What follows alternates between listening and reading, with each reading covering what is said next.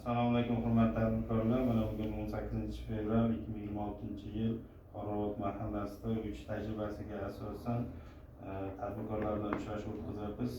Bu uchrashuvda asosiy maqsadimiz Prezidentimizni 312-sonli qaroriga asosan tadbirkorlarga yuridik shaxs tashkil qilib tadbirkorlik qilayotgan yuridik shaxslarga 100 milliongacha garovsiz kreditlar ajratish belgilangan. Shu yil 2026-yil bunga yana qo'shimcha ozgina limit ko'tardik. 150 milliongacha agar 1 milliardga borib qilgan bo'lsa garovsiz kreditlar chiqaryapmiz. Bunda asosiy vosita sotuvasi 5 yilga, agar aylan mablag' to'ldirish uchun bo'ladigan bo'lsa, oborotga bo'lgan bo'lsa 1,5 yilga toifasiga qarab 19% dan 21%gacha kreditlar ajratyapmiz. Bundan tashqari mahallamiz loyihasi biznesga birinchi qadam loyihasi bo'yicha 7-son qarorga asosan 10 milliongacha o'zimiz band qilgan ishsiz fuqarolarga kreditlar ajratamiz. Bunda 23% dan 1,5 yilga bo'ladi.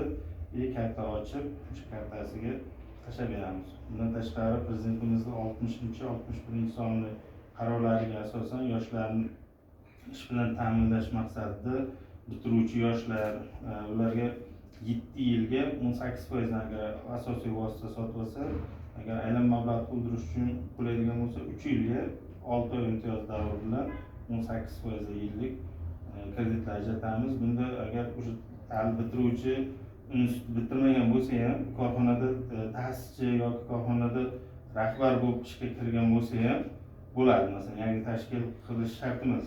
Bironta tadbirkor o'zini ta'sischiligiga olsa ham yoki ishga kirib o'sha firma nomiga kredit rasmiylashtirsa ham bo'ladi.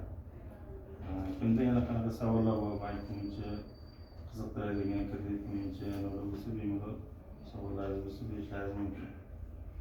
Agar savollaringiz bo'lmasa, yozishingizni yakunlaymiz. Katta rahmat.